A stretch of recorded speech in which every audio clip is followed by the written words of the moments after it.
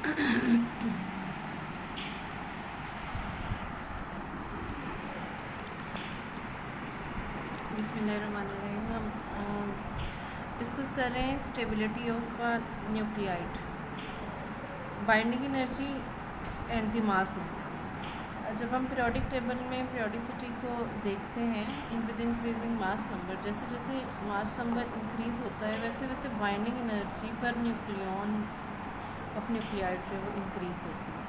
अब atomic number increase होने के साथ पहले ये शार्पली इंक्रीज़ होती है अप टू मास नंबर 50, और उसके बाद फिर इसमें जो है एक स्टेडी डिक्रीज़ जो है वो आना शुरू हो जाता है।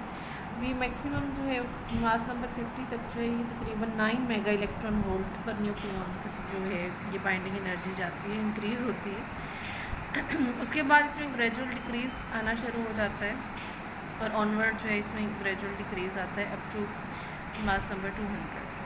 तो इसमें मोस्टली जो हमारे पास एलिमेंट्स हैं, इसे हम देखते हैं आलमोस्ट मास नंबर 40 से 120 तक ये जो एलिमेंट्स हैं इनकी जो बाइंडिंग एनर्जी है ये तकरीबन मैक्सिमम की रेंज में जाती है।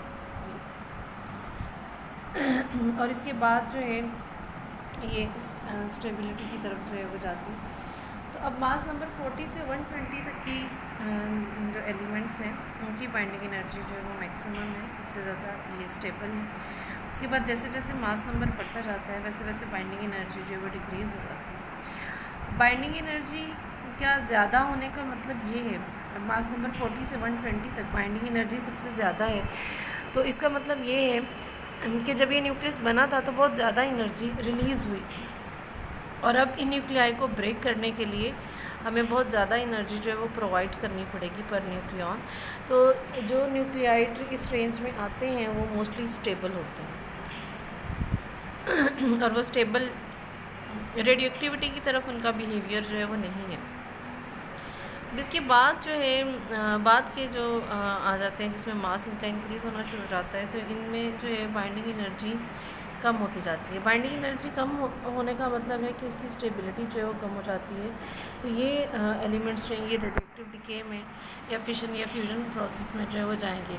अब जिनका मास नंबर देखिए बहुत कम है, जैसे हाइड्रोजन या हीलियम है, लोअर एलिमेंट्स हैं, ये फ्यूजन प्रोसेस में जाते हैं।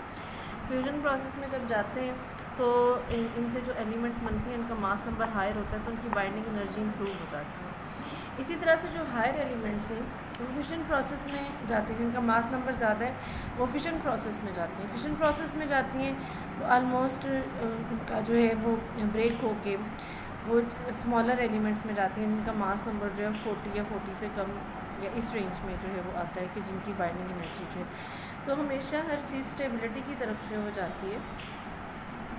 तो ऐसी एलिमेंट्स जो हैं ये न्यूक्लियर बिहेवियर या रेडियोएक्टिव बिहेवियर शो करती हैं, जिसमें जो है उनका बाइंडिंग एनर्जी जो है वो कम होती है, और जिनकी बाइंडिंग एनर्जी ज़्यादा होती है वो स्टेबल होती हैं ऑलरेडी और वो ये बिहेवियर शो नहीं करती। इसके बाद हम बात करते हैं रूल्स ऑफ स्टेबिलिटी। स्टेबिलिटी के रूल्स क्या हैं या जनरल बिहेवियर हमारे पास या ऑब्जर्वेशन क्या है कि कौन से न्यूक्लियाइड जो है वो स्टेबल होते हैं और कौन से स्टेबल नहीं होते। इसमें डिफरेंट रूल्स हैं। पहला रूल इसमें है ऑड इवन रूल। अब मोस्टली ये देखा गया है कि मोस्टली नेचुरली अकरिंग जो न्यूक्लियाइड्स हैं उनके प्रोटॉन नंबर और न्यूट्रॉन नंबर जो है वो इवन होते हैं, ज़्यादातर जो है वो नेचुरली अकरिंग एलिमेंट्स के। तो 165 न्यूक्लियाइड्स ऐसे हैं जिनके number of proton and number of neutrons जो है वो इवन है। फिर इसके बाद प्रोटॉन या न्यूट्रॉन नंबर जिनमें से एक नंबर इवन और एक ऑड होता है, उनका नंबर भी 55 और 50 है। और ऑड प्रोटॉन और ऑड न्यूट्रॉन नंबर के साथ जो एलिमेंट्स हैं उसमें ओनली 5 एलिमेंट्स हैं जिनका प्रोटॉन एंड न्यूट्रॉन नंबर दोनों जो है वो इवन ऑड रेंज में जो है वो आता है। तो ये एक जर्नल, ये अब कोई एप्लीकेबल रूल्स नहीं है, ये जर्नल एक ऑब्जर्वेशन है जो कि देखी गई कि मोस्टली ऐसा होता है। ये हार्ड फास्ट रूल जो है वो नहीं है, इसमें भी एक्सेप्शंस जो है वो हो सकती है। इसी तरह से इसके बाद फिर हम बात करते हैं मैजिक नंबर। मैजिक नंबर ये देखा गया है कि ऐसे न्यूक्लियाइड्स जिनका प्रोटॉन और न्यूट्रॉन नंबर 2, 8, 20, 28, 50, 82 या 126 हो, वो ज़्यादा जो है वो स्टेबल होता है। तो जिनमें इनका न्यूट्रॉन नंबर या प्रोटॉन नंबर या दोनों का सम जो है इतना हो, तो ये नंबर मैजिक नंबर्स कहलाते हैं। तो ये हमारे पास दो रूल्स हैं, ऑड इवन रूल या मैजिक रूल, और इसके अलावा हमारे पास एक आती है न्यूट्रॉन और प्रोटॉन की रेशो। स्टेबिलिटी का थर्ड रूल जो है वो है N/Z रेशो या न्यूट्रॉन प्रोटॉन रेशो, या इसे हम NP रेशो भी कहते हैं। अब ये देखा गया है कि न्यूट्रॉन रेशो जो है जिन एलिमेंट्स के लिए इक्वल टू और ग्रेटर देन 1 हो, वो एलिमेंट्स जो है वो स्टेबल होते हैं। फॉर एग्ज़ाम्पल अगर हम देखते हैं कि एलिमेंट्स जो हैं लाइटर एलिमेंट्स की जब हम बात करते हैं, तो मोस्टली जो है शुरू में हाइड्रोजन की हम बात करते हैं। हाइड्रोजन वाहिद एलिमेंट है जिसमें प्रोटियम में जो है वो नंबर ऑफ़ न्यूट्रॉन जो है 0। इसके अलावा जो है तकरीबन सब एलिमेंट्स में न्यूट्रॉन्स जो है वो प्रेजेंट होते हैं, हाइड्रोजन को छोड़ के। तो नंबर ऑफ़ न्यूट्रॉन्स जो है वो डिफरेंट आइसोटॉप्स में भी डिफरेंट होता है। और इसमें जब हम बात करते हैं नंबर ऑफ़ न्यूट्रॉन्स की, तो number of neutron mostly number of protons के इक्वल होता है इन लाइटर एलिमेंट्स।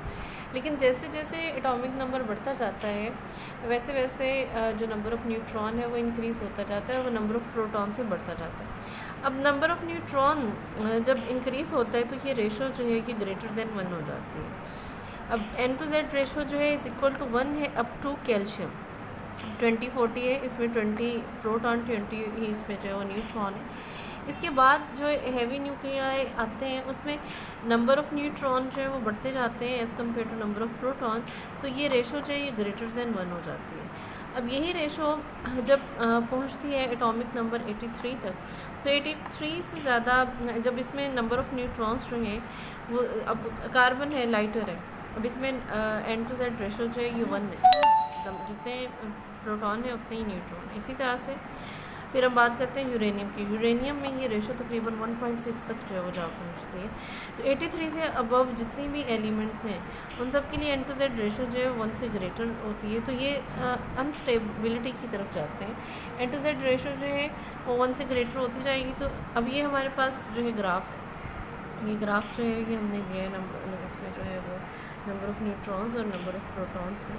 अब इसमें ये देखें कुछ एलिमेंट्स जो हैं ये लाइन, स्ट्रेट लाइन जो है ये लाइन ऑफ स्टेबिलिटी या बेल्ट ऑफ स्टेबिलिटी को शो करेगी।